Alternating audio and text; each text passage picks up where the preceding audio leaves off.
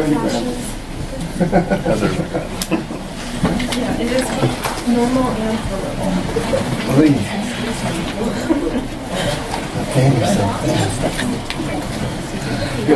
Okay, I think it's time to get started. I have a lot to go through today, so we'll get the show on the road. So this is content layout in Drupal 8, and I am Catherine McClintock. I work for Amazy Labs in Austin, Texas. I'm kccmcck on Twitter and Drupal.org. I thought that would be an easy handle, but it's really actually difficult. You know Campbell? No, I don't. But this is my dog Jackson. He's 9, and he reminds me how long I've been doing Drupal. I got Jackson around the same time that I started getting interested in web development. What kind of dog is he? He's a Maltipoo. Yes. So he comes to the office with me, and yeah, he's awesome. So he sees me sometimes at my best at work, and also at my worst, when we'll get into why work can make you kind of crazy. But this is one of those reasons. So this is a real wireframe that I was handed last year in 2015. It's a really long page. It's a really robust page. It's very complex in terms of all the different pieces of content that's coming on it. And on top of this wireframe and all of the requirements, there are other things that come along with it, like this content needs to be completely editable. Every piece of it on there needs to be editable. Or this layout should be flexible, meaning that sometimes we want to remove a row, or we might want to add a row, or we might want to rearrange a row. Another thing that sometimes we hear is the client isn't technical, which is actually, I think, a good thing, because when you hear the opposite, that the client is technical and that they want full HTML access and they want the admin role, you're feeling like this. You're like, oh my gosh, how am I going to do this? So you may head to Drupal.org and start searching for layout modules or tools that can help you accomplish your goal. So this is a screenshot of the results for layout modules in Drupal 8, and there's 88 results, and that's nothing in comparison to what you would get if you searched over Google. So at this point, I imagine you're feeling a bit like this. I imagine this man may have been sent to the grocery store to pick up a salad kit, and he's thinking this should be really simple, but it's not, because there are so many options. Is that called Yahoo.com? This was New York Times. Oh, the man. No, this was on New York Times. So Confucius said that life is really simple, but we insist on making it complicated. And my hope is that at the end of this, it may not be more simple, but at least hopefully you'll leave with a better ability to look at a wireframe or a design or a set of requirements with a clearer mind and think, okay, these are my options.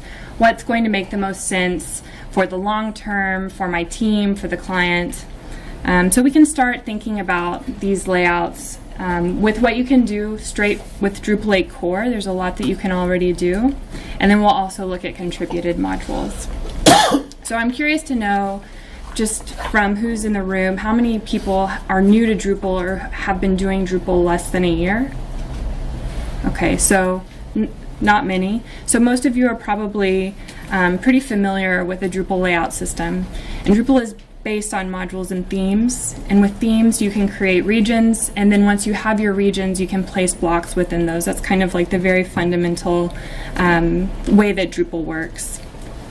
So this is not a very pleasing screenshot, but it's a screenshot where you can demonstrate your block regions, and in this particular site you can't see them all, but we have a couple of header regions, some content regions, and we have some footer regions further down the page. And in Drupal 8, the block system is really powerful. It's been pretty much rewritten from Drupal 7. There's a lot of new functionalities, and I would encourage you, I mean, this is the most simple thing really that you can do, is to take advantage of this overhauled system. So blocks in Drupal 8, you can define different block types, which means that they're fieldable. You can add fields to whatever block types you create.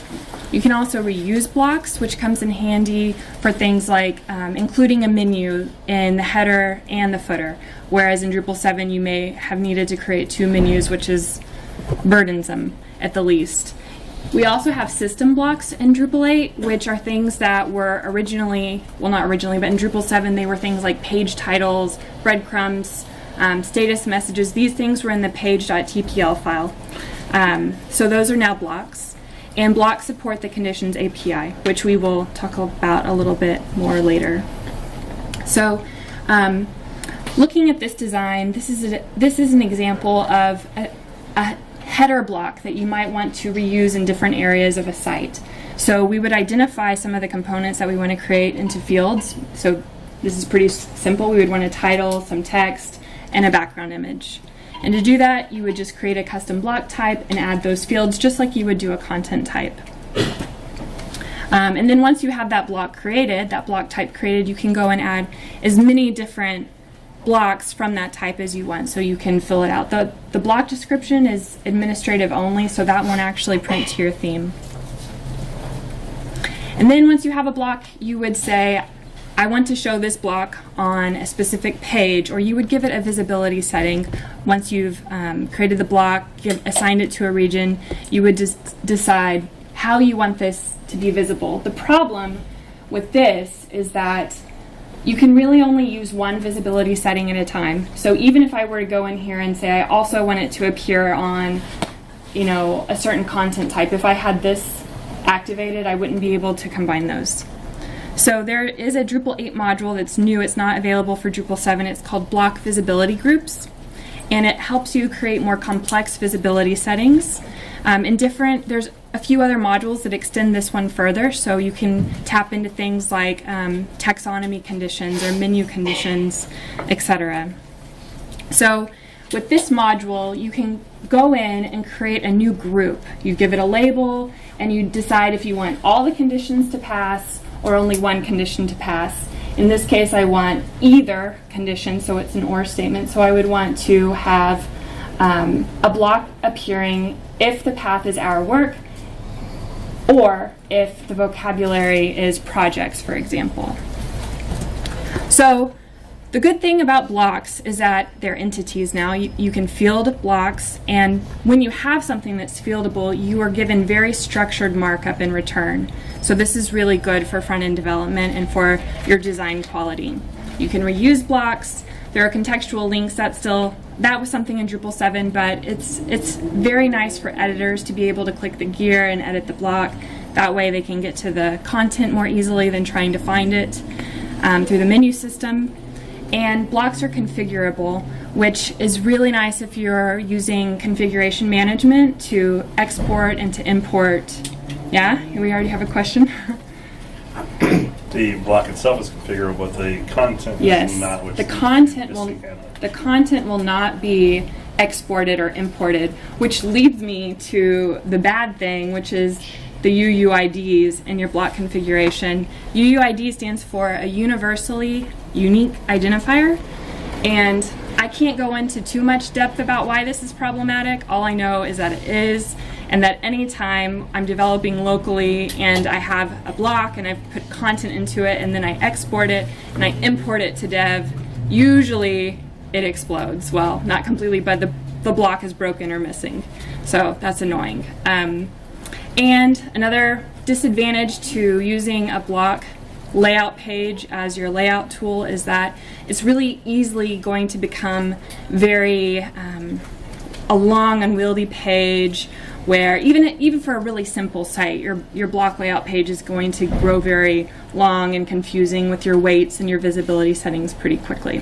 But you can use that, the block visibility groups module will still, it won't solve that problem, so I take that back. We'll tame it. Yeah. So something that you may consider in lieu of the block system is the context module. This is a contributed module, and it's based on conditions and reactions. So it's similar to blocks, but it's essentially the block system on steroids. That's how people describe this module. You can add conditions after you've created a context. You can add conditions. And there's a lot of different types of conditions that you can add. So here's a list of what you're going to be given just on a clean Drupal 8 install. So for this example, I've added a condition where I want to execute a reaction if my path is any user path. And then I've added a reaction to add a block. The interesting thing about context module, and I don't know if this is the case in Drupal 7, is that you'll notice way at the bottom of the screen there's a header region. It may be cut off, but it does say no blocks in this region. And I have a colleague in Zurich who gave a similar presentation in Dublin, and at the time that she presented on this subject, she was really confused, and she is an expert in context. She's used it on a lot of Drupal 7 sites, and the thing that perplexed her is that as soon as she added a context and assigned a block to maybe the content area, if she left that header region without the page title or without a logo or without a menu, it would be empty. And she wasn't sure if that was a bug or a feature. So I Googled for it on Drupal, and sure enough, this is a feature. So if you're going to use the context module, it overrides the Drupal block layout system.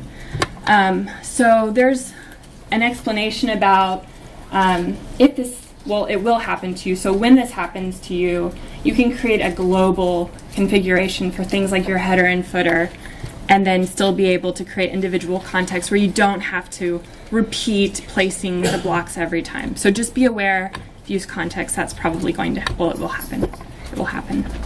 So the pros of context is that it does improve your block organization. Your block layout page will be nice and clean. There won't be anything there.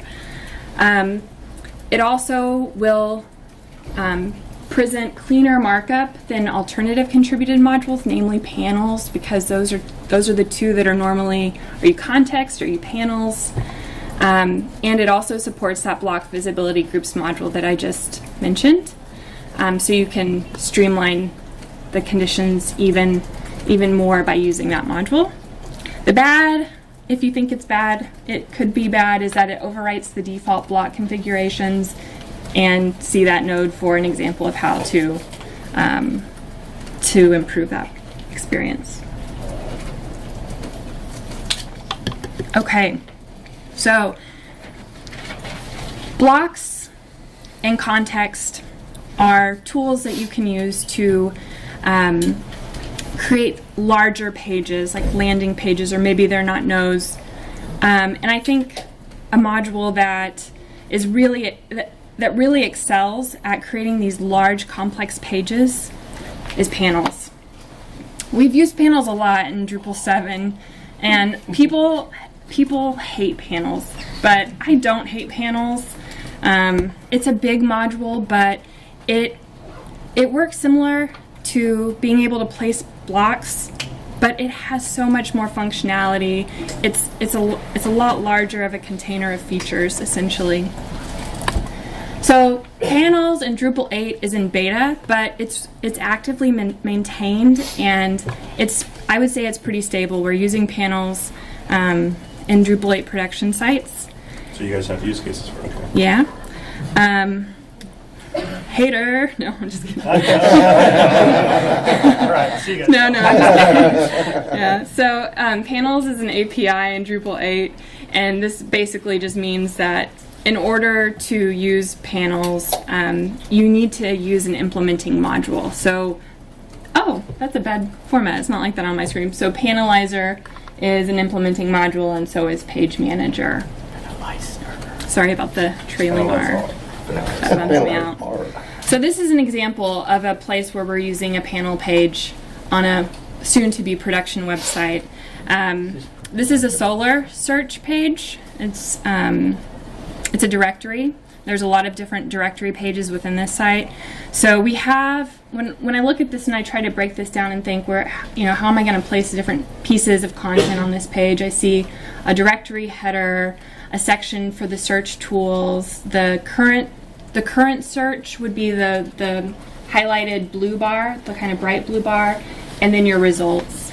So in order to get this layout to make this layout available in panels, you can create a YAML file that would define all of the regions. And it's a really simple file. You just define your regions. We have the ones that I just mentioned. And as soon as you register that, you can then use that layout within panels. So here they are again. So now we have the directory header, the browse by block, the search tools, etc. So panels has some bigger functionality than just placing things. So Page Manager supports the creation of new pages. So you can go in and say, I want a new page at /events. You can enable or disable access based on the user role for an individual page. So you can really say, like, this should not be visible to non-authenticated users. You can also create different versions of the same page based on the selection criteria. So you could say, I want this page to have a completely different layout if the user is this type. And you can also apply context, which is different than the context module. Contexts are part of C tools, and essentially it's the idea that the content that you place on the page can be aware of what's actually being displayed. So panels, the good is that it's very powerful and it's complex. I think that's good.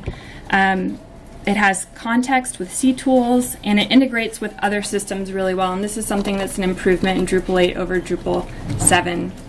On the flip side, there is a steep learning curve for it. It's a developer's tool, I would say. You know, you really don't want your clients going in there and messing with panels. It's dangerous. And it's an all or nothing approach, I would say. So do what you will with panels. We use them. We use them. I feel like it's a shameful thing and I need to go hide, but we use them. I use panels too. Yay! Thank you. Yay! Okay. And we Good. So you can hate on me some more. So now I've finished that part of this talk, which is a good moment for me. Yes? What exactly do you mean by an all or nothing approach? I don't know exactly what I mean by that. I think it's just a commitment. You just really have to make a plan for it and make sure that it's going to make sense for the long term of your project. Panel is like a religion. Yeah. Panels takes over so much. It's kind of, you either use that and lay your stuff out that way, or you use sort of the block layouts. Yeah. Like you would want to keep it simple if you're using panels, right? Okay, so we're past panels. Now let's talk about the WYSIWYG. This is a very easy thing. So yeah, CKEditor is part of core in Drupal 8 now, and it's just one field where you can put in a ton of HTML and create layouts if you want.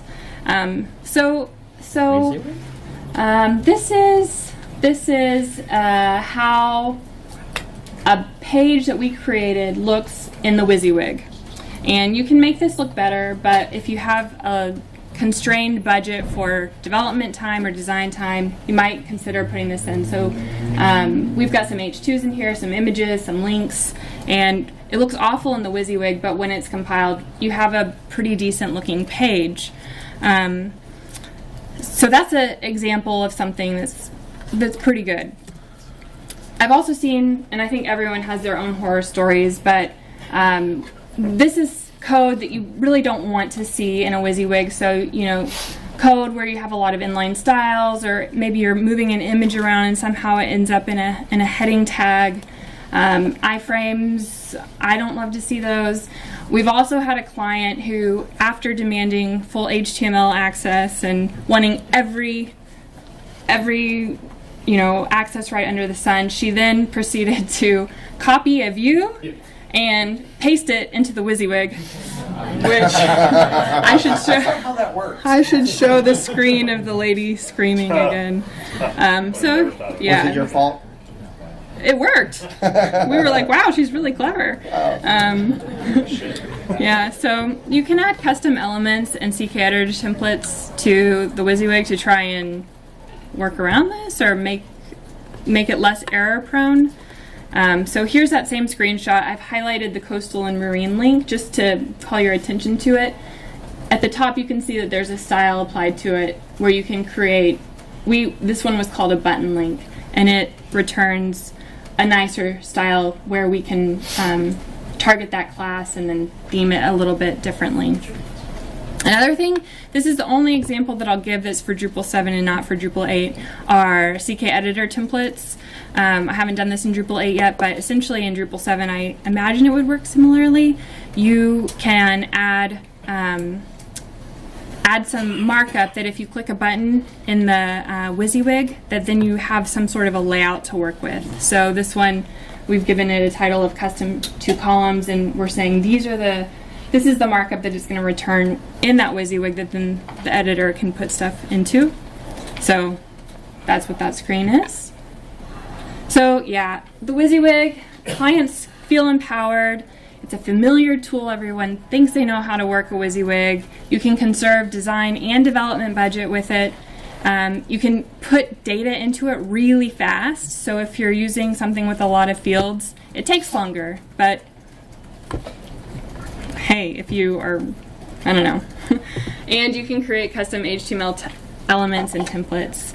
The bad, I mean, this list should probably be longer. I'm not recommending this at all. But your design quality will suffer. There are also performance risks. You know, someone could upload an image that doesn't have a preset applied to it, and you could have a really huge image in there, markup issues, and any styles or templates that you create, they are not bulletproof. Clients will still somehow, and even, I say clients, but even people on your team can make mistakes and accidents happen. So something that I would really encourage everyone to try if they haven't already is the paragraphs module. We started with paragraphs on a Drupal 7 site after I heard a talk from Jeff Eden. I think it was DrupalCon LA. After that conference, I was like, oh my gosh, we're using paragraphs. This is so exciting. And this is a really great tool to offer a client in opposition to the WYSIWYG. So paragraphs, you have sections of structured content, and it gives editors a really rich and flexible way to add that content in whatever layout that they really choose. So as a site editor, as a site builder, there's only a few steps that you need to take. You would identify some pieces of structured content that you would want to create as something that people could then go on and create a lot of these things. And then you would turn those into paragraph types. And then once you have your paragraphs created, you would enable them on different Drupal entities that you would then want to allow those paragraphs to be displayed on. So for this project, the number 9 represents the 9th paragraph type. We had, I think, 11 paragraph types on this site.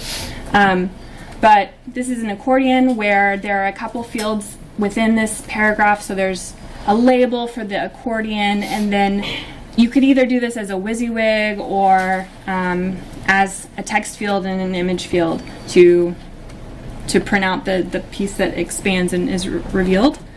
We've got a photo banner. This is similar to that header block. We've got a site reference, or just a reference paragraph, really. The site was specific to that project, but you can add an entity reference as a field type in paragraphs, which is really cool because if you're creating a paragraph on a node and you want to reference 5 of something else, of another entity type, you can do that. So there's also someone in the front end summit yesterday talked about using paragraphs to build layouts where they have a paragraph for 1 column or a 3 column, and I think people are doing. It was Mario Hernandez from. Yeah, so I don't completely know that, but I think you can get really creative with paragraphs. So yeah, here's the 3 paragraph types that I just mentioned. And then this is a different entity. This is just a basic page, I think, where you add a paragraph as a field, and within that you say, I want these 2 of the 3 to be allowed, or I want all 3, or I just want 1. And then once all that's set up, it's really simple. An editor can then come in to their Drupal site and add paragraphs, as many as they want, and they can add data and they can reorder things. You can get really creative, like you can add fields that you say, I want an image on the left, or I want this image on the right, or I want the text to show up white, or I want the text maybe like dark and light text, you know, so you can build pieces into paragraphs that really allow you to customize the theme even further. So yeah, so this is a screenshot of the interface that an editor would see. Maybe they want to add a couple of site references, and you can see how simple it would be just to drag those around and reorder them, and use this button to add whatever types of paragraphs you want. So this page can get really long.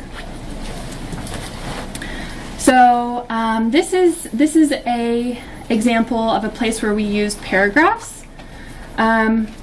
We have a client who has a boutique sawmill, and he has a wholesale page that he wants to enter different products essentially and categorize them by species.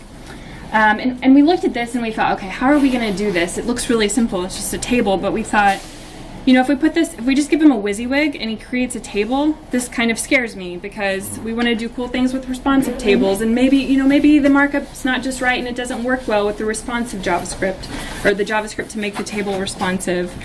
We also thought about using a view and just making these rows a wholesale table row. But we eventually landed on paragraphs because we didn't really love either of those solutions. So these are the two paragraph types that we used on the wholesale page.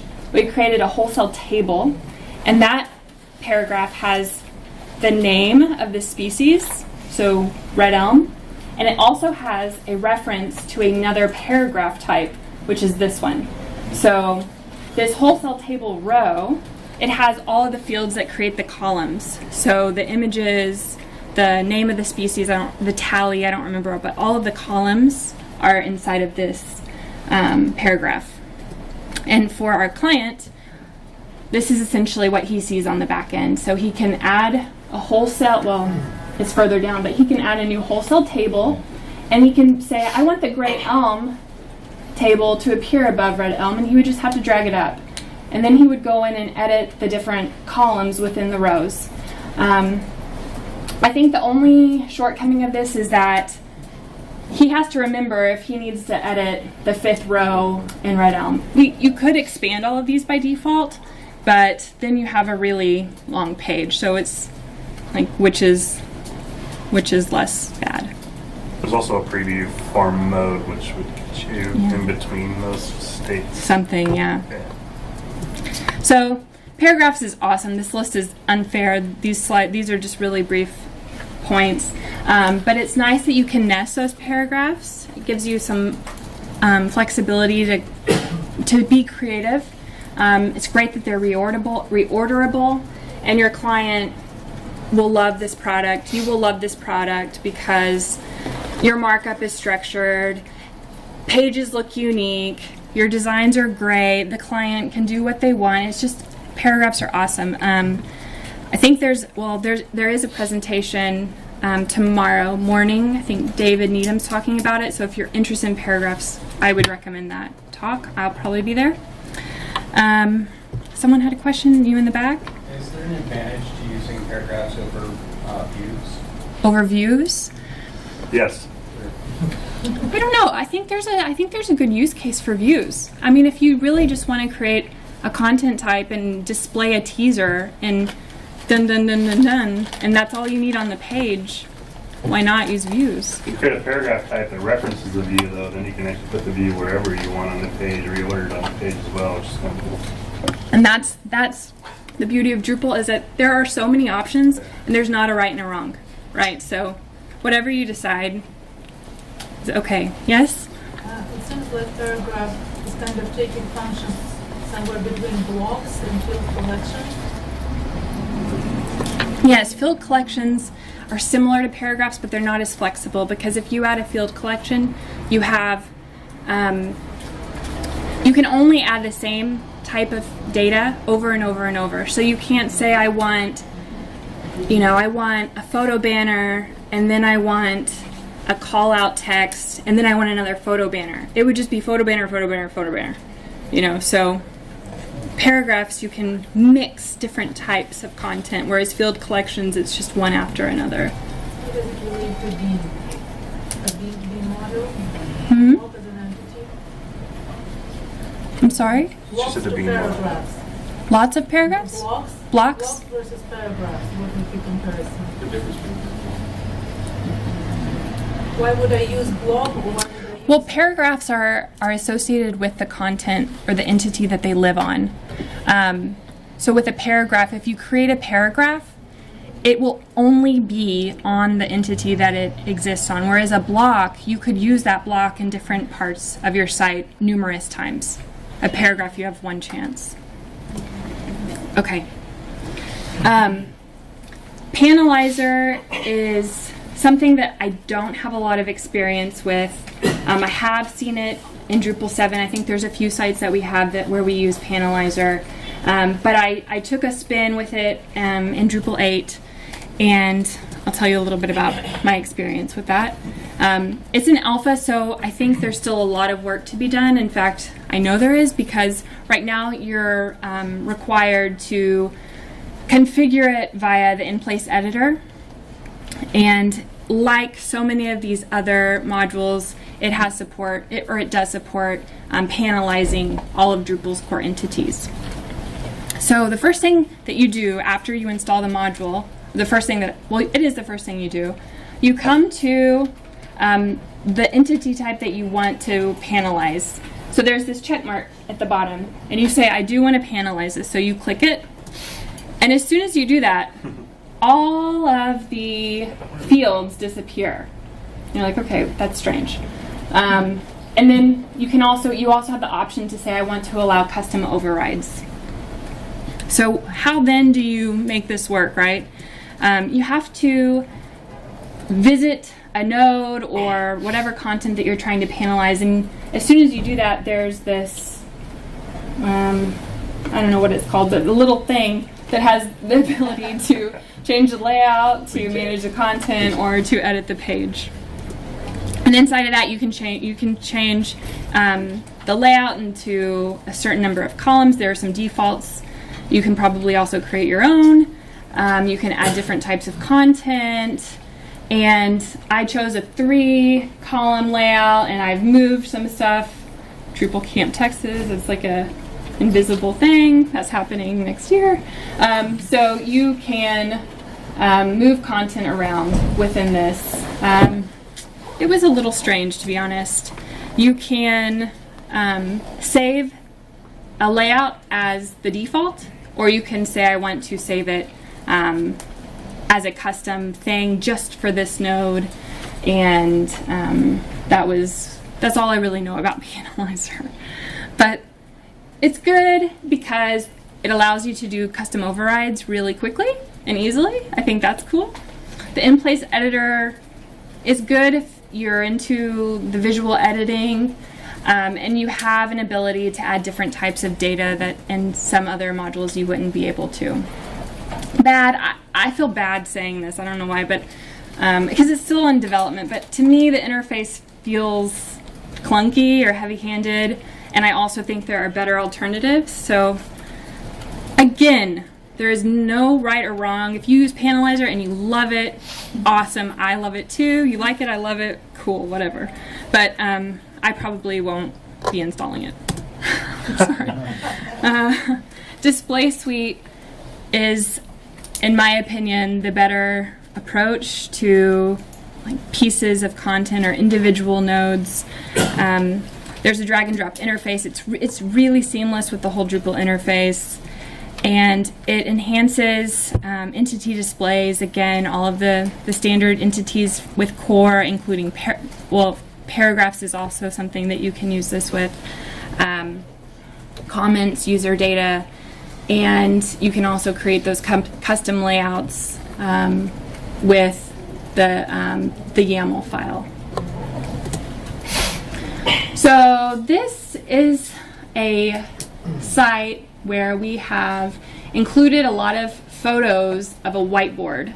And on this whiteboard, we were going through an exercise of trying to come up with a layout that would enable us to reuse a layout with a lot of different content. So this particular site had a lot of fields, a lot of data, and we didn't have the budget to make a custom layout for each content type.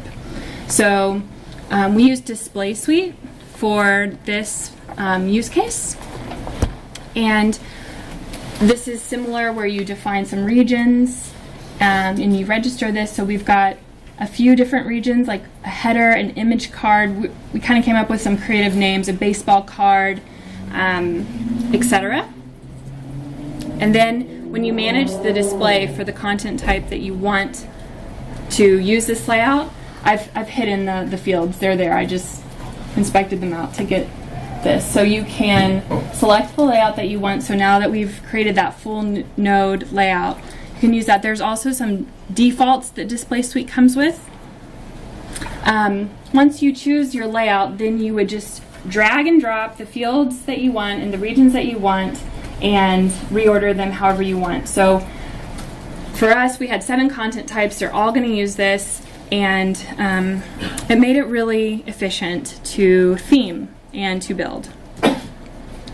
So the good thing is that in our experience, this approach has integrated really well with style guides and components. This is our first site using Pattern Lab, and we're using Pattern Lab and Display Suite, and it's been awesome, but there's been a learning curve. It's also very efficient and familiar. You can define your own layouts, and another cool thing you can do is that you can create block fields. So instead of only having the fields that exist on your content type, you can also add, you can place blocks directly into your content. Instead of having to use some other module to do that, you can use that with Display Suite. The bad, I don't know of any yet. Yes, I'll fill it in. Okay, and this is from experience with the Drupal 7 site. Because you design each content type, then when you have like a list that displays stuff from different content types, it can look really sloppy because they're inconsistent. They can be inconsistent with one another. The theming, Yeah. like the front end experience is not so nice. Okay. I'd say the only, because I love Display Suite too, but I'd say the only drawback with that is you're putting markup and structure in the database versus in the templates or... I can't hear him, and I'm sure it's good feedback, so just speak up a little bit louder. Yeah, I said the only bad I see with that approach, just personal opinion, because Yeah. I agree, there's no wrong, it's apples and oranges, different ways to do this stuff, is that you're putting markup and structure that should belong in the Twig template into the database using Display Suite to manage layout. Yeah. Yeah, I mean, That's just personal. yeah, which you're very, very good at leading into the next, because the next is Twig templates, right? So We had that fight. the next piece. And I'm not going to talk at length about this. I think I'm already running short on time. But Twig templates, you know, this is a site building track. So I was trying to stay focused on the modules that you can use and the interface tools that you can use. But Twig is awesome, and I don't think we could build the quality of sites that we do without using template files. That's true for Drupal 7 and Drupal 8. There's always reasons to use those. And yeah, if you're not familiar with Twig, it's a pretty easy language to learn, so I would encourage everyone to read up and start playing with it, because I think there's a lot of noise in the community, like, oh, you know, the theme system in Drupal 8 is completely different, and it is, but it's not something that is scary. It's been a really great thing, and it's kind of painful to go back to Drupal 7 templates. So yeah, with Twig, you have total control. You can create generic templates that would apply to all of your nodes, to all of your blocks, to all of your fields, or you can create specific templates like down to the content type, the view mode, the node, yeah, all the way down. So you can do a lot with Twig, but you can also do a lot with those contributed modules. And then, just to summarize all of this, at Amazy, you know, we use a lot of these tools, and we're doing a lot with these, trying to figure out what's the best thing for us and for our team and the way that our team is built and the way that we work. But the way I think about it is we often use panels for really large, complex pages where we can use some of those more robust functionalities really quickly to build these things. We use paragraphs anytime we want to give the client a flexible editing experience where their layout should move and they should be able to place things. Paragraphs is great. Twig templates are great for unique layouts. And display suite we use for content, specifically nodes where we want to reuse templates and where we want to streamline our front-end development process with some sort of a tool or a style guide like Pattern Lab or KSS Node. So yeah, so I think the rule of thumb is on any given project, try and keep it simple. So try and conceptualize the long-term vision for this particular site, for the person who's going to be using it, and stick to a few of these approaches instead of throwing all of these modules at one site. And that's it. So, any questions? Wow, okay. Yeah. I actually don't have a question. I just wanted to say that this was an excellent overview of the various choices that we have for doing layout. And you did an excellent job. Thank you. Yeah. Thank you.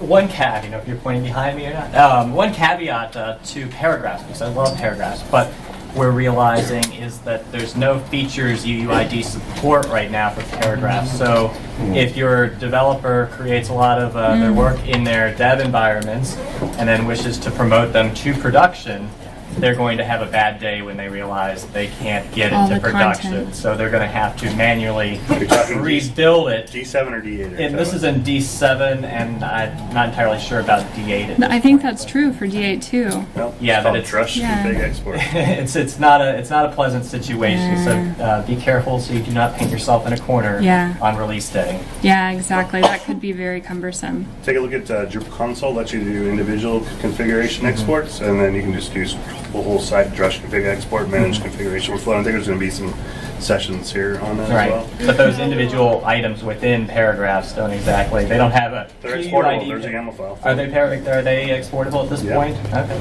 The content or the configs for the paragraph? Configuration. The configuration. I'm referring to the actual content entities within there. The structure, you can export the structure of paragraphs, no big deal. But if you created, 100 nodes with all these paragraph items within them, those nodes and their contents therein are not UUID featureable. I feel like this is a horror story. So bad things will happen to you. Talk outside all But your slide deck, by the way, was nice and clean. Thanks. Very awesome. So. Thank you. Thank you.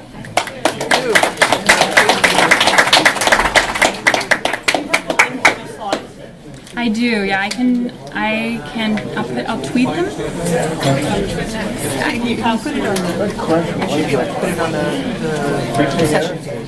Oh yeah, I'll do that. I will.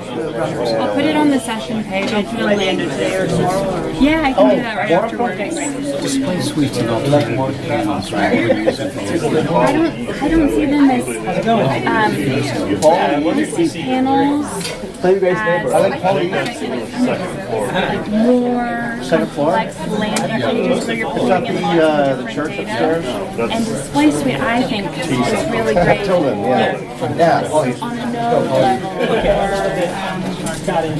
a block. Yeah. That was really good. Good. Thank you. No, ours is a few new Campbell, because Campbell used to work for us, but now he works for you guys. He's based out of Campbell Bertessi.